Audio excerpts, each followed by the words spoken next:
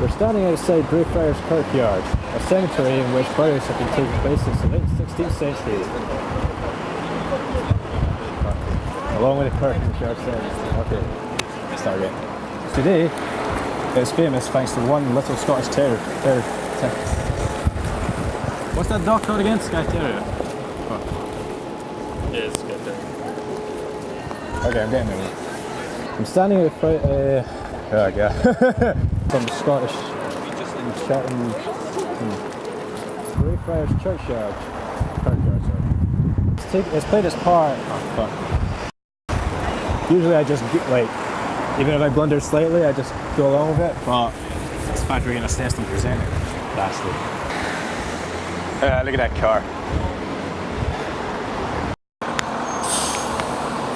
Wait till that bus is out. Jesus Christ.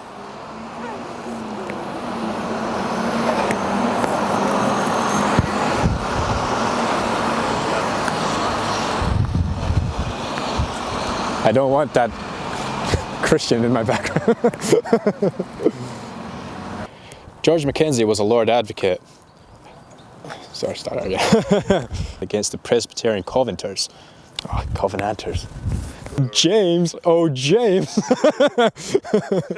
I don't suppose you're familiar with that movement, but that's not what they're called. Presbyterian Covenanters.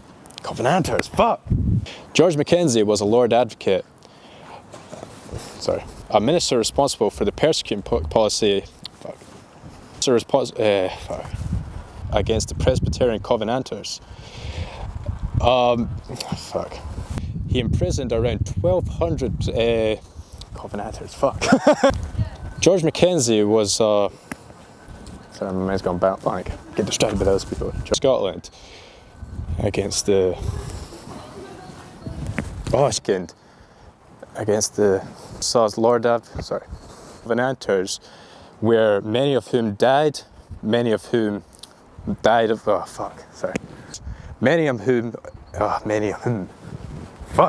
many more died of maltreatment due to his and many of whom were executed by Mackenzie himself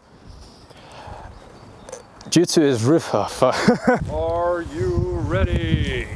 Let's get ready. Let's get ready. Very good. King Charles II in Scotland against the Presbyterian Covenant.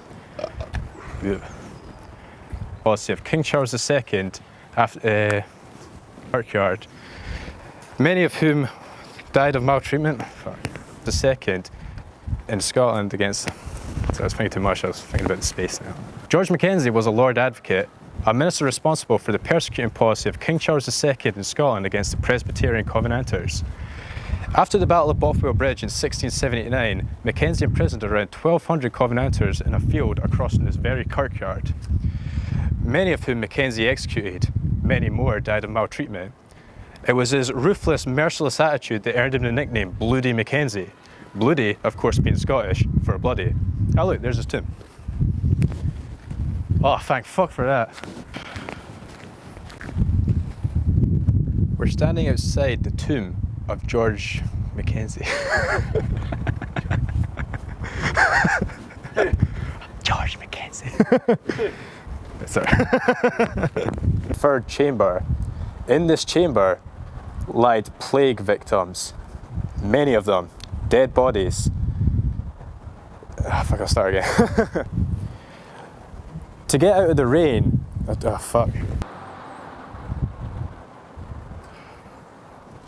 Sorry, the camera distracted me. It looks a bit squint, but yeah, you were right.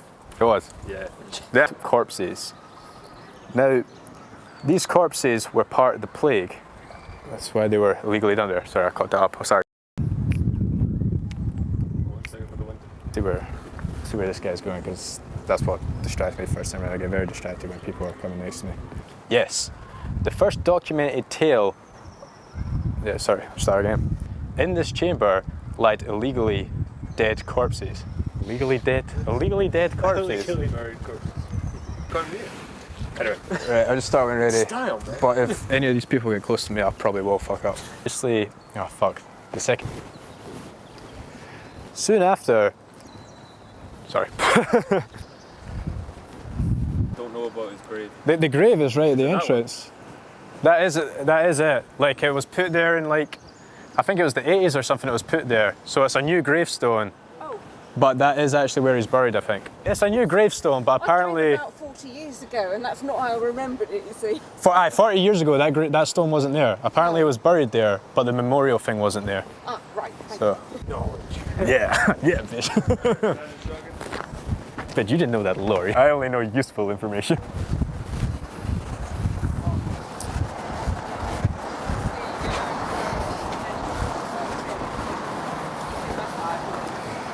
So that, fuck.